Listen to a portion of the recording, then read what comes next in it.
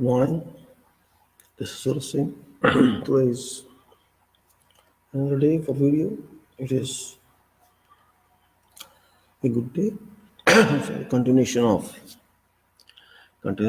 review of 2014 BJP issued Manifesto.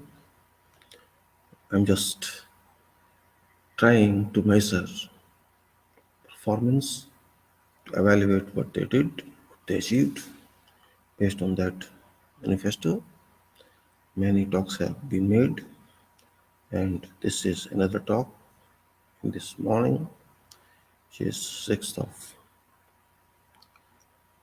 of this month, February 2019.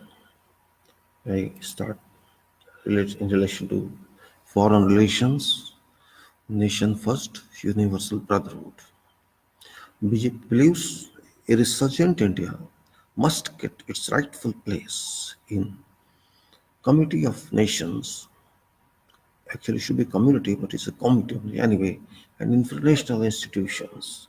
Vision is to fundamentally reboot and reorient foreign policy goals, content, and process in a manner that locates India's global strategic engagement in a new paradigm and on a wider canvas that's not just limited to political diplomacy, but also includes our economic, scientific, cultural, political, and security interests, both regional and global, on principles of equality and mutuality, so that it leads to an economically stronger India and its voice is heard in international fora. BJP believes that political stability, progress and peace in region are essential for South Asia's growth and development. Congress-led UPA has failed to establish enduring friendly and cooperative relations with India's neighbors. India's relations with traditional allies have turned cold. India and its neighbors have drifted apart. Instead of clarity, we have been confused. We have seen confusion. Absence of statecraft has never been felt so acutely as today. India is seen to be floundering, whereas it should have been engaging with world with confidence. Collapse of Indian economy has contributed to sorry state of foreign affairs in no small measure. We shall build a strong, self-reliant and self-confident India, regaining its rightful place in Committee of Nations. In this, we shall be firstly guided by our centuries-old traditions of Vasudev Kutumbakam. At the same time, our foreign policy will be based on best national interests.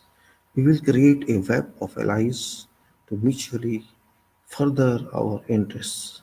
We will leverage all our resources and people to play a greater role on international high table. India has long failed to duly appreciate full extent and gamut of its soft power potential. There is a need to integrate our soft power avenues into our external interchange, particularly harnessing and focusing on spiritual, cultural, and philosophical dimensions of it. India has always played a major role in world affairs, offering a lot to the world. This has been its tradition since time immemorial. Magnetic power of India has always been in ancient wisdom and heritage, elucidating principles like harmony and equity. This continues to be equally relevant to the world today in India's times of soft power. We will adopt proactive diplomacy to spread India for its reckoned not only as Vishwaguru but also a vibrant trading society. Our ancestors used to trade with foreign nations through routes of sea centuries ago, which was based on strength of our business acumen and integrity. Our products and crafts, symbols of our ancient civilization, stand as a testimony to our architectural and urban planning excellence. Shall receive Brand India with the help of our strengths of 5 T's: tradition, talent, tourism, trade, and technology. I repeat: tradition, talent, tourism, trade, and technology. Now, guiding principles of our foreign policy would be, this is important thing, so far as philosophical, so equations will be mentored through pragmatism and a doctrine of mutual, beneficial, and interlocking relationships based on enlightened national interests. Will champion uniform international opinion on issues like terrorism and global warming. Instead of being led by big power interests, we will engage proactively on our own with countries in neighborhood and beyond. In our neighborhood, we will pursue friendly relations. However, where required, we will not hesitate from making strong stand and steps. We shall work towards strengthening regional forums like SAARC and ASEAN.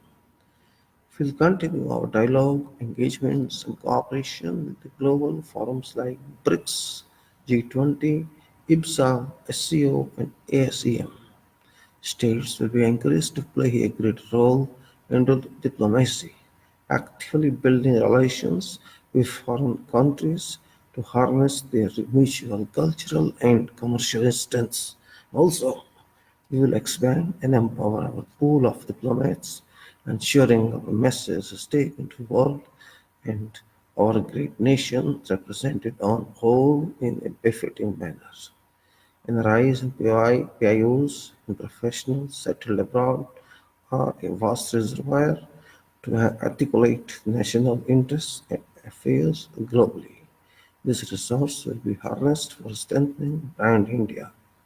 India shall remain a natural home for persecuted Hindus, and they shall be welcome to seek refuge here. This really is to say, again I say, India shall remain a natural home for persecuted Hindus, and they shall be welcome to seek refuge here. Cultural heritage, Ram Mandir. BJP reiterate its stand to explore all possibilities within framework of constitution to facilitate construction of Ram Temple in Ayodhya. Ram Setu. Ram Setu is a part of our cultural heritage and also of strategic importance due to its vast thorium deposits. These facts will be taken into consideration while taking a decision on Setu Samudram Channel project. Ganga. River Ganga is a symbol of faith in India and has a special place in Indian psyche. It is Mukti Dayani. In addition, it is also Jivan Dayani. For parts of country, it flows. People and cattle depend on it for agriculture, fodder and drinking water. Pure water of Ganga are thus essential for spiritual as well as physical well-being of India. Unfortunately, however, even after decades of independence, Ganga continues to be polluted and is drying. BJP commits to ensure cleanliness, purity, and uninterrupted flow of Ganga on priority. In addition, a massive clean rivers program shall be launched across country, driven by people's participation. Cow and its progeny. In view of contribution of cow and its progeny to agriculture, socio-economic and cultural life of our country, Department of Animal Husbandry will be suitably strengthened and empowered for the protection and promotion of cow and its progeny. Necessary legal framework will be created to protect and promote cow and its progeny. A National Cattle Development Board will be set up to implement a program for improvement of indigenous livestock breed, heritage sites, We shall provide appropriate resources for maintenance and restoration of all national heritage sites and to prevent their vandalization in any form. Digitization of archives and archaeological and museological records would be initiated. A national mission for beautifying and improving infrastructure and immediately the pilgrimage center of all faiths will be launched. Language. India Indian languages are representatives of our rich literature, history, culture, art, and scientific achievements. Many of our dialects are important source for knowing our heritage. BJP would promote Indian languages and put measures for development of all Indian languages so that they become a powerful vehicle for creating a knowledge society. Uniform Civil Code. Article 44 of Constitution of India lists the uniform civil code as one of directive principles of state policy. BJP believes that there cannot be general equality till such time it adopts a uniform civil code which protects rights of all women, and BJP reiterates its stand to draft a uniform civil code drawing upon best traditions and harmonizing them with modern times. And in conclusion, we aim to build a modern, prosperous and vibrant India, Ek Bharat, Shresth Bharat, based on our ethos and values. We have to convert ourselves into a knowledge-based society and economy, powered by experience, tools of technology and energy of our people. BJP commits itself to this task and promises to work relentlessly towards this goal for which we are seeking 60 months. In 2022, we shall be celebrating 75 years of India's independence. In Indian culture, this is celebrated as Amrit Mahotsav. For us, every day and every step, every journey and every process will be dedicated to make Amrit Mein Bharat, Amrit Mein Bharat, Amrit Mein Bharat. And all this will be done by all of us, for all of us, by all of us, for all of us. This is not time to sit back. This is time when each of us has to get up and contribute our might to bring change. Let's come together, vote BJP to make Ek Bharat Shresth Bharat. Jai Hind, Vande Mataram. This is what our Honorable PM Dr. Modi proposed to public that they would carry out when they are elected back, elected to power. How much of these propositions, see, just for your information, I have not taken into these videos issues related to defense because I think that should be kept separate from manifesto because defense is neither in control of this government or not this government. This is a requirement, mandatory, and nothing to do with politics. I have left that one, and all the chapters I have included. So the last chapter was this one, which I explained to you, and there's nothing specific to tell about that. This cultural and international relations, no government can change international relations. It will be this government or previous governments and previous governments. International relations are regular and these keep continuing and keep in line, adopting new changes in this. International relations, this government has not done very well anyway because our neighbors are not happy with us, most of the neighbors, and the relations are very bad. But this should not have been like that. Because if you spoil relations with neighbors, you cannot get anything. Neighbors cannot be changed as a fact of life. So foreign relations, nation first, universal brotherhood. Nation first is right, it should be first. Universal brotherhood is also right, it should be there. Foreign relations means we should have relations with all, means we should have cordial relations with all. But which has not happened actually. He tried his best. In fact, our PM went to all countries. He did not go for maintaining relations, but for business. That is a different issue. You see, international relations maintenance is one aspect of life, while winning business is another aspect of life. You can go to any country when required for international relations business. International relation and culture is a very different aspect, and business another aspect. But now business is dominant everywhere. International cultures are not that much similar because culture have been mixed up. People are moving everywhere. They are going to other countries every day, every month, and for job, for other issues, for business, for commerce. So relations are automatically developing. You can see the difference, for example, ours and our close Pakistan. If you see the relations between government of both countries are a little difficult, always have been difficult. In every government time been difficult. But if you see relations between people, I worked in Gulf for many years, say about 20 years, and I have worked with almost all nationalities of world. Almost means major nationalities. For example, I worked in Iraq, Palestinian, Lebanese, Syrians, British, Americans, Canadians, Far East people like Philippines, Thailand, uh, and many more nationalities. You cannot define everything here. So I know how people can, especially Pakistanis as well, Bangladeshi, and our people, of course.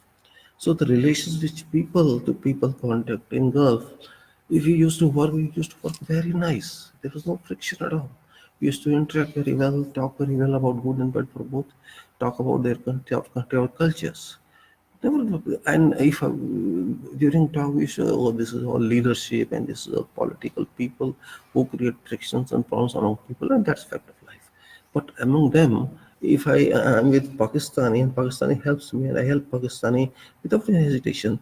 I remember somewhere when I was coming back, the one Pakistani officer by force took me. He said, no, you have to, I will drop you. No, no. He did not allow driver of company to drop. He said, no, you are my friend, I will drop you.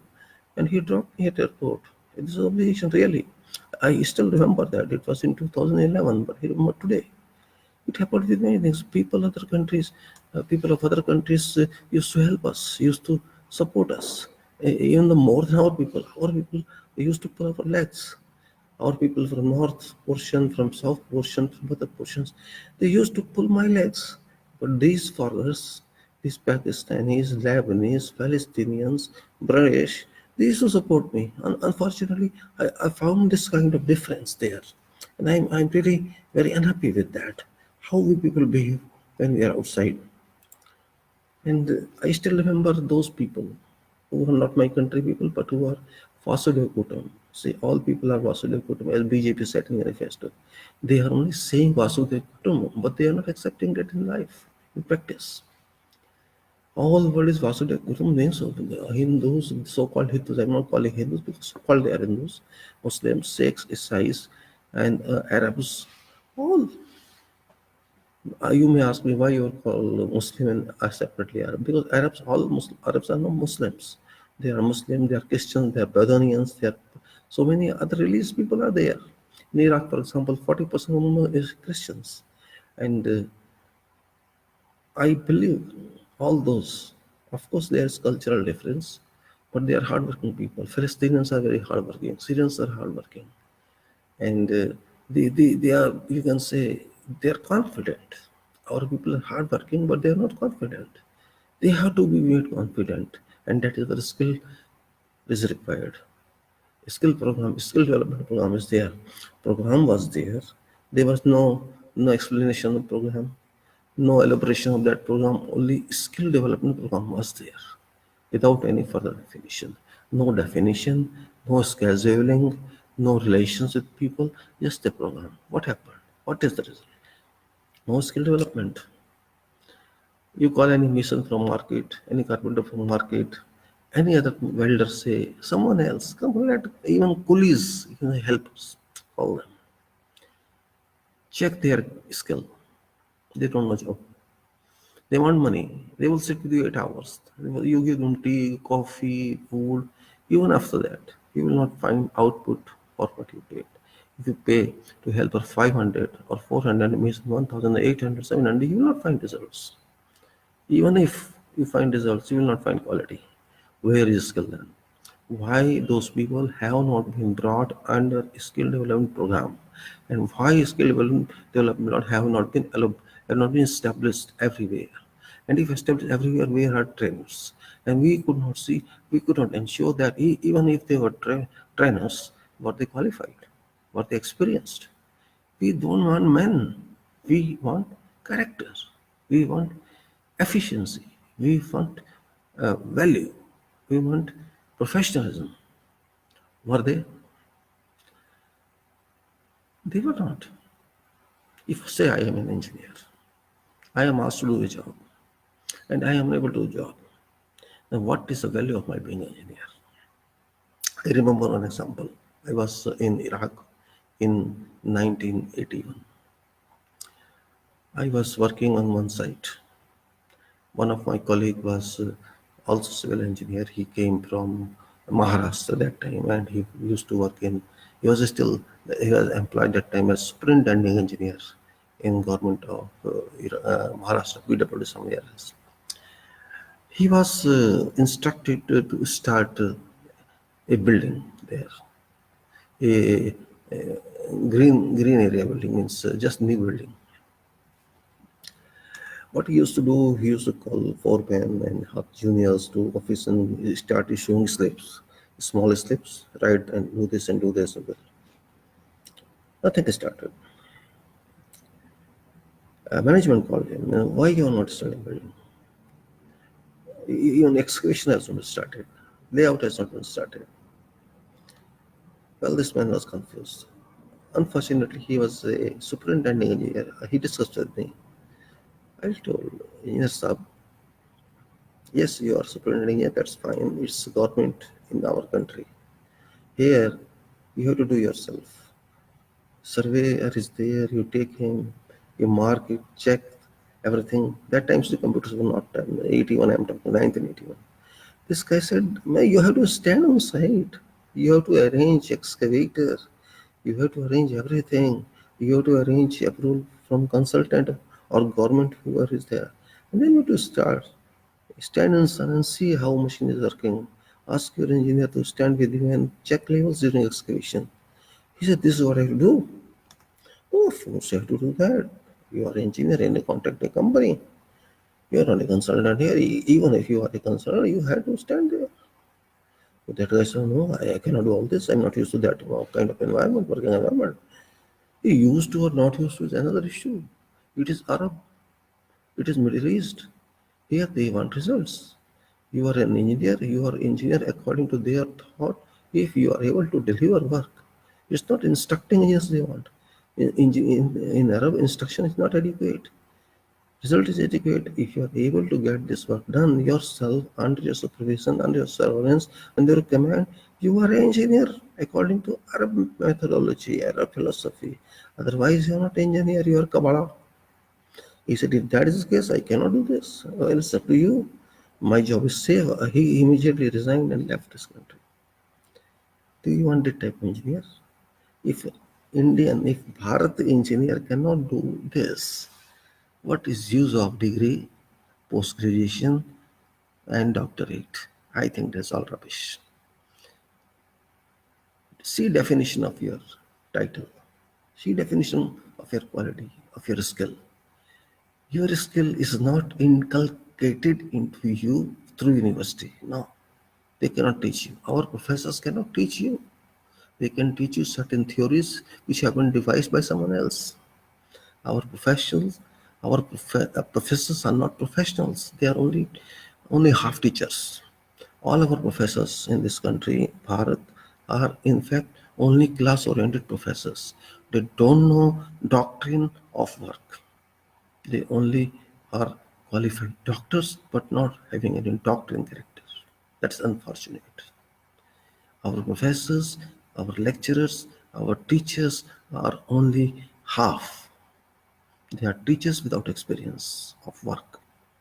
They are teachers only for teaching, not for tutorials, not for practicality. Our engineers are unfit. This is a working culture we have to see. We don't know religious culture. We have to generate work culture.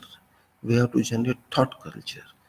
Our production culture, not only service culture. Our culture is service oriented now, not production oriented. This is the difference between our country and China and other countries.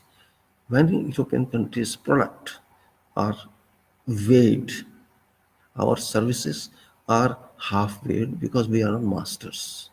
We serve other countries. When our computer engineers and our operators go outside, they are only supports. They never lead. Similarly happens to our engineers. They just support. They don't lead. Rarely they lead. They lead only when there are blinds all and we are half blind. This is nonsense. Our culture is entirely different. We cannot use mind. We are you can say serving society to IAS officers. We are not serving society to people public. We are country dominant by leaders of politics, commerce, and useless bureaucracy. IAS society community. They cannot deliver. They can only put stoppage on your files and systems. What is value of IAS? Tell me. Just clerk, senior clerk, chief clerk. Why don't we professionalize departments? Why don't you professionalize ministries? Why don't you professionalize member of parliaments? Why don't you professionalize cabinet? Why not professionalize everyone? Everyone is bound to be accountable to public.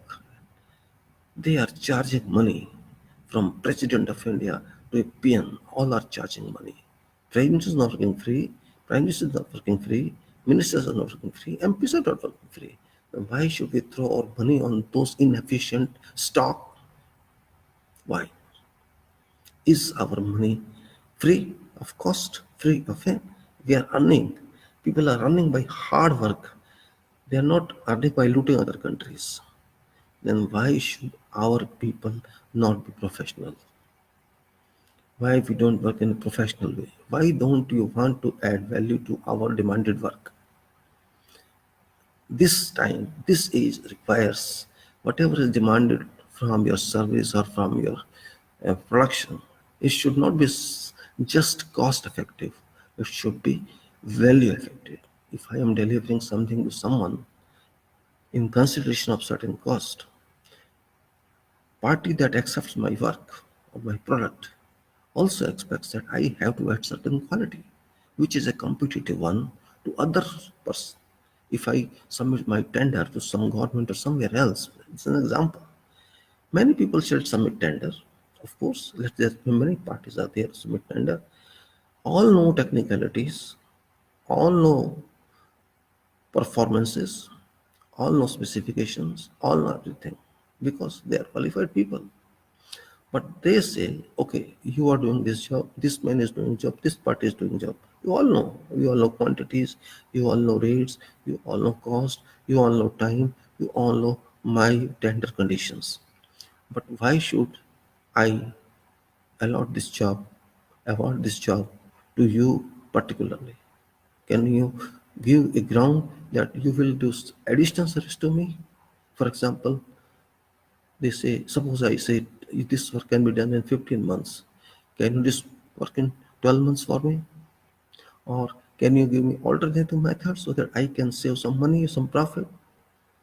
If you can do that, that's part of additional suggestion, additional service without additional cost or to make saving is called value engineering. This is age of value engineering. This is a quality. We have to deliver our services, our product constituted by, added by quality, value, and efficiency and durability. If we are able to do that, this is called real skill. If I am able to work additional support to someone, that's called requirement. You should not be lakir ke fakir. That's what I'm saying. Like, this is what I will do. I will not work on this because I'm paid for this. No, you have to maintain your competitive character. If you cannot maintain your competitive character, your diploma, your degree, your these titles, only titles.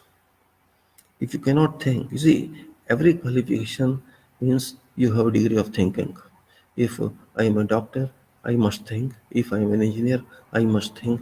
If I am a civil engineer, I should think how many meters more beam can I design? How this road which I am designing can be more durable at the same cost with the same material. How can I save materials in this structure? How can I design this machine best to maximum use.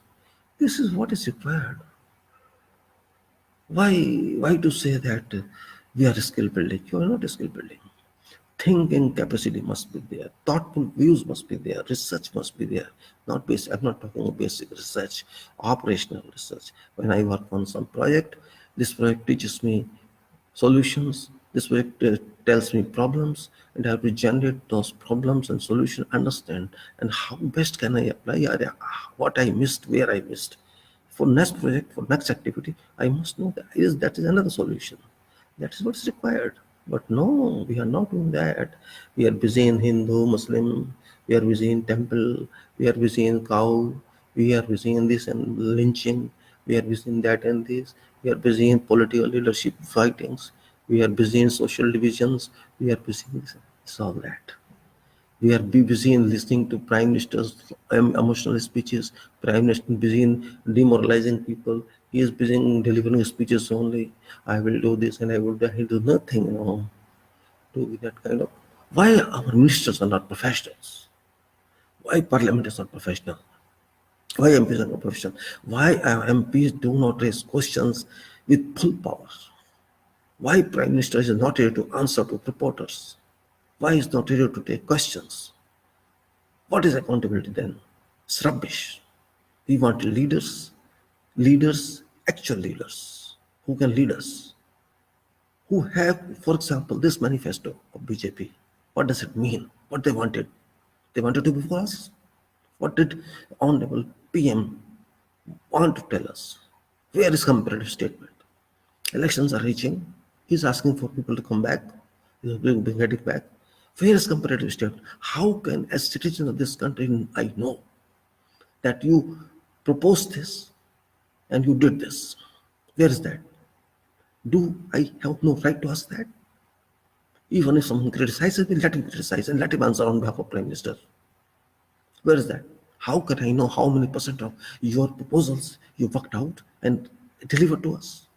Just writing and writing, speech and speech and speech. I don't want this type of government and MPs. I want reliable MPs, just like this reliable structure. I want reliable MPs, and reliability means safety, serviceability, and durability. You must be safe, you must be serviceable, and you must be durable. That kind of politics I intend to see in this country. If you can deliver me that, you can guarantee that, not delivery only. You have to respond to me as a voter frequently. I don't care for what's happening in parliament, because that is parliament, a house of stupids. Stupidity is going on. They don't want to work. They want to raise voices for nothing. Both parties, all MPs, and the speaker, and prime minister and cabinet. They just want to tease each other. They want to fight with each other. They don't answer really. This is nonsense. Our money is burnt there. We don't want that kind of management in government. We want real results. So, friends, we have to be careful. We have to think seriously. This is not simple politics. This is professional politics. We have to professionalize our minds, our work, our nation. Only then we can stand as a Vishwa Guru. What the nonsense statement they have given, Vishwa Guru. No university professors, no teachers, no jobs. They want gurus. They want to go to Mahabharata time and Ramayana time, and they want to Vishwa Guru. What is Vishwa Guru? What Vishwa Guru? You are talking Vasudeva Kutam and you are killing Muslims. You are killing people. You are Vasudeva Kutam. Do they not belong to Vasudeva Kutam? Only you people who so-called Hindus belong to Vasudeva Kutam. Your definitions are contradictory, your statements are contradictory. You are befuddling whole public. We don't need such leaders. Be brave, be smart, but not corrupt. You promised a length, you did not even centimeters. What is that? Why should we vote you then? So, dear friends, thank you very much. No more talks. We'll do other videos later. And you have to think what you should do, what you think. If you can think for this nation, that's very good. If you cannot think, or could think only for BJP, Congress, Dr. Modi, Rahul, etc., etc., that is up to you.